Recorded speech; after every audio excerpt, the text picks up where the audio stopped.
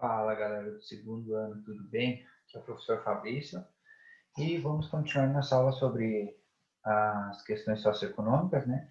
Mas hoje eu vou me aprofundar um pouquinho nas organizações internacionais. Primeiramente, vou compartilhar a tela aqui para que fique mais fácil o nosso entendimento, beleza? Então vamos lá, só dividindo a tela aqui. Vamos dividir a tela aqui para ficar melhor, beleza? Seguindo lá então, vamos ampliar a tela aqui.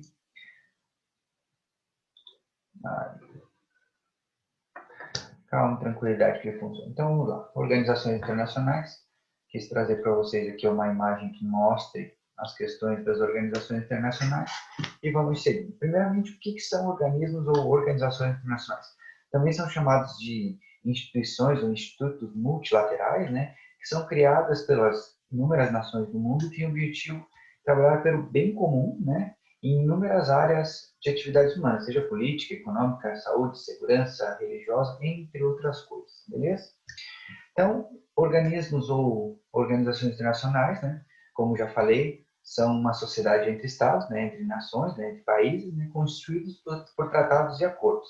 Tem a finalidade de incentivar e fazer a permanente cooperação entre os seus membros, né, e a fim de sempre atingir objetivos comuns. Claro que quando a gente fala em um mundo globalizado como o nosso, atingir, né, objetivos comuns com tanta desigualdade que temos no planeta é um pouco complicado. Mas os objetivos dessas organizações internacionais são esses, beleza?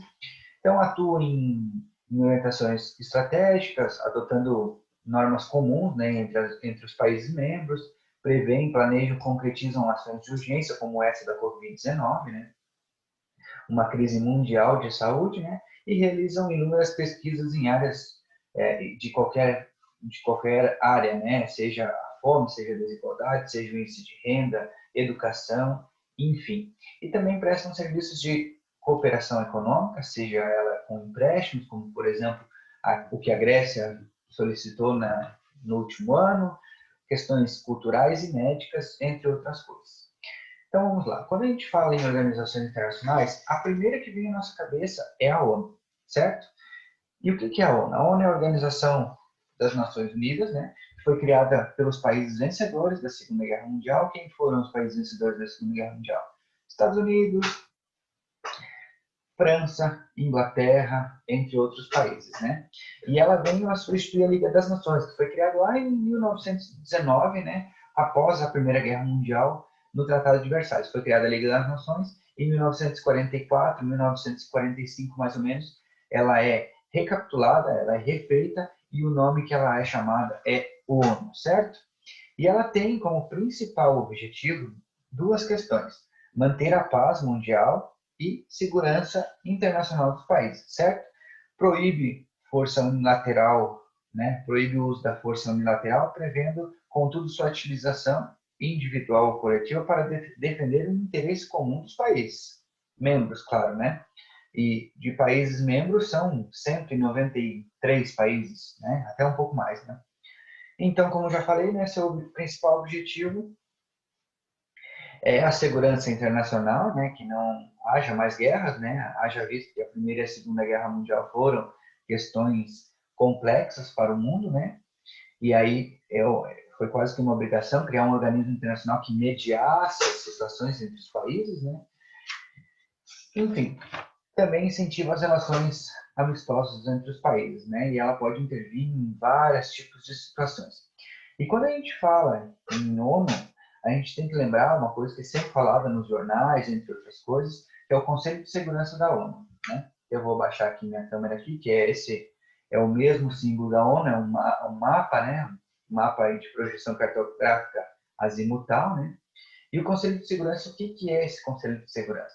O Conselho de Segurança, como está aqui no texto, né, faz parte da estrutura permanente da ONU, então ele é uma organização dentro da ONU, né? E se deu com a criação da própria ONU. Então, foi criado junto com a ONU em 1945. E o Conselho de Segurança da ONU, ela tem 15 membros, né? 5 deles permanentes, né? Que é a China, a França, a Rússia, Reino Unido e os Estados Unidos. E são 10 membros que não são permanentes, certo? que são membros, qual que é a palavra que eu posso usar aqui, que são membros que ficam se alterando no cargo, né? Por exemplo, os países que estão no Conselho de Segurança da ONU, que vão ficar por um período de 2 anos, são esses que estão no gráfico aqui abaixo. Então, estão no Conselho de Segurança agora: África do Sul, Níger, Tunísia, Vietnã, Indonésia, São Vicente, República Dominicana, Bélgica, Alemanha e a Estônia, certo? E ele vai, né, mudando de 2 em 2 anos, né? Os próximos já estão ali, né? Que é Quênia, Índia, México, Noruega e Irlanda. São esses membros que não são permanentes, né? Eles são temporários, digamos assim. Os permanentes são esses 5 que eu comentei para vocês, certo? E o que é esse conselho, né? Como já falei, ele zela pela manutenção da paz e a segurança internacional, assim como a ONU, né? Mas ela tem esse conselho baseado apenas para isso, né? Para manter a paz e a segurança dos países.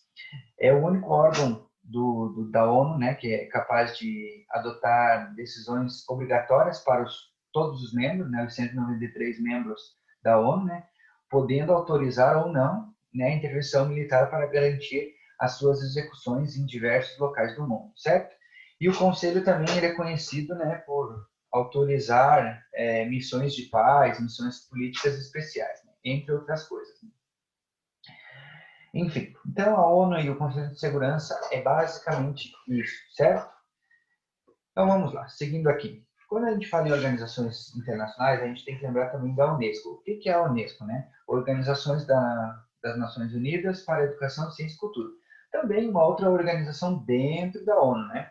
Então foi criada em 1945, na Conferência de Londres, na Inglaterra, né? E tem como objetivo contribuir para a paz através da educação, da ciência e da cultura. Então notem que ela quer promover essas coisas, né? A educação, a ciência e a cultura, né? Aliás, quer promover a paz baseando-se na educação, cultura e a ciência. Nada mais justo, né? Visando também eliminar o analfabetismo entre as nações, principalmente as mais pobres, né? E melhorar o ensino básico dos países, né? Além de promover publicações de livros, revistas, entre outras coisas, né? E também uma citação importante da Unesco é realizar debates científicos, certo? E desde 1960 ela atua também na preservação e restauração de espaços culturais, né? Culturais e históricos, né? Sejam eles museus, sejam eles centros históricos, entre outras coisas. Então a Unesco basicamente é isso. Então vamos seguindo aqui. OCDE, o que é a OCDE? A Organização para a Cooperação e Desenvolvimento Econômico, né? Essa já não é como a ONU, né, como o Conselho de Segurança, a Unesco, né, que prega a paz. Esse aqui é o desenvolvimento econômico entre os países, né, que é um fórum internacional que articula políticas públicas, né, entre os países mais ricos do mundo, né, ao qual o Brasil não é, né, o Brasil não participa da OCDE. Até foi indicado, né, no último ano pelos Estados Unidos, mas ainda não entrou. E ela substitui a Organização Europeia para a Cooperação Econômica em 1961, né, e sua ação, além do terreno econômico, abrange a área das políticas sociais, saúde, segurança, emprego e renda. Né? Então, essa aqui é para o desenvolvimento econômico das nações mais ricas do mundo. Né? E vamos lá. Então, vamos lá. Uma organização internacional que vem sendo falada nesses últimos tempos por causa da pandemia é a OMS, certo? E a OMS, a Organização Mundial de Saúde, né? Ela tem como função ser uma agência especializada em saúde, obviamente, né? Foi fundada em 1948, mais precisamente dia 7 de abril, né? E ela é também subordinada à ONU, né? Até podem notar que a bandeira é bem parecida. Né? E sua sede é em Genebra, na Suíça, beleza? Tem como objetivo principal o alcance do maior grau possível de saúde entre as pessoas no mundo todo, né? E elabora estudos em combate contra pandemias, além de normas internacionais para produtos alimentícios e farmacêuticos. E também ela rege e coordena as questões sanitárias internacionais, avanços na área de nutrição, higiene, saneamento básico, entre outras coisas. Então, a OMS ela é a que rege as questões sanitárias mundiais. Por exemplo, a questão da máscara foi um termo que a OMS fez um estudo científico e viu que o uso de máscara diminuiria a propagação do vírus da Covid-19. Então, isso se aplica em todos os países membros da ONU. É basicamente esse tipo de função que a OMS tem. Também, né, em questões, por exemplo, de vacinas, essas coisas, ela também tem o seu ponto principal também, e é uma das, no momento, é uma das organizações mais importantes, porque está cuidando da questão da Covid-19. Beleza? Seguindo aqui, essa não é muito falada, a Organização dos Estados Americanos, né, que ela foi criada também após a Segunda Guerra Mundial, né, em 1948, e ela tem 35 membros, né, e a sua sede é em Washington, nos Estados Unidos, tá? São todos os membros são do continente americano, né? Então na América do Norte, Central ou do Sul, e seu principal objetivo é fortalecer a cooperação, né, entre os países da América, garantir a paz entre os países para que não tenham guerras, né? E a segurança da América, né, também é um dos pontos, né, a segurança do continente americano e também promover a democracia entre os países da América. Tranquilo? Seguindo aqui, a OTAN, Organização do Tratado Atlântico Norte, também, né, criada após a Segunda Guerra Mundial, né, no início da Guerra Fria, né, uma aliança, essa aqui já é uma aliança militar, né, que existiu no período da Guerra Fria, né, e fazia oposição, né, aos países do bloco socialista, União Soviética, entre os outros países, né, formada inicialmente pelos países como os Estados Unidos, França, Holanda, Luxemburgo, Portugal, né, ela recebeu a adesão de outros países. Mas, basicamente, a OTAN era uma organização militar, né, que visava proteger os países europeus e os Estados Unidos de um avançar, por exemplo, do comunismo e dos países comunistas da época, né, como já falei, União Soviética e outros países da época, mas a gente sempre tem que lembrar que, por exemplo, a Guerra Fria era uma disputa entre o capitalismo e o comunismo, capitalismo com os Estados Unidos e comunismo com a União Soviética, hoje, né, a Rússia, né? Agora a gente vai falar sobre o BIRD e o Banco Mundial, né? O BIRD é o Banco Internacional para a Reconstrução e Desenvolvimento dos Países, né? Tem o objetivo de conceder empréstimos para os seus membros, né? E também é conhecido como Banco Mundial, como vocês já devem ter ouvido falar nos jornais. E, como já falei, ele oferece financiamento e assistência técnica aos países menos avançados. Por exemplo, quando um país pede um empréstimo a essa questão internacional, esse país, além de emprestar, ele também dá uma ajuda técnica a esses países de como se utilizar esse dinheiro e como fazer para pagar esse dinheiro também. E ele tem por objetivo fazer empréstimos e promover o desenvolvimento daquele país, né? É formado por 185 países membros, né? E iniciou suas atividades na reconstrução da Europa após a Segunda Guerra Mundial, né? Também com o Plano Marshall, né? Aliás, da Europa e da Ásia após a Segunda Guerra Mundial, que alguns países foram devastados, entre eles Japão, Alemanha, entre outros países, né? Então, seguindo aqui o Fundo Monetário Internacional, né? Que vocês também já ouviram falar, né? Então, ele foi criado para promover estabilidade monetária e financeira para o mundo, né? Ele é uma base internacional nessa questão financeira, né? Oferecendo empréstimos a juros baixíssimos para países com dificuldades financeiras. O Brasil já pegou empréstimos do Banco e do FMI inúmeras vezes. Hoje, não temos, né, quase dívidas com o FMI. Em troca, né, ele exige desses países que se comprometam na perseguição de metas macroeconômicas, como o equilíbrio fiscal do país, né, principalmente para ele se desenvolver e que pague suas dívidas, né, para o FMI, né, reformas tributárias, né, desregulamentação, privatização, concentração de gastos públicos em educação, saúde, infraestrutura e desenvolvimento da sua nação. Então, na teoria, o FMI é um regulador internacional de empréstimos, né, e ele é muito importante para os países em desenvolvimento, principalmente, certo? Seguindo aqui, Organização Mundial do Comércio, a OMC, né, trata das regras entre o comércio entre os países, né? Notem que hoje, no mundo globalizado em que vivemos, as questões de compra e venda dos países, importação e exportações, são muitas, e aí tem que ter um órgão regulador, e quem regula isso no contexto mundial é a OMC.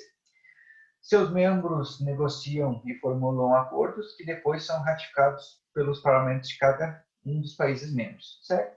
Tem como objetivo principal, né, desenvolver a produção de comércio entre bens e serviços entre os países membros, além de aumentar a qualidade de vida das pessoas, dos membros dos países. Já comentei na aula passada sobre a questão de qualidade de vida, o que é, o que não é, né?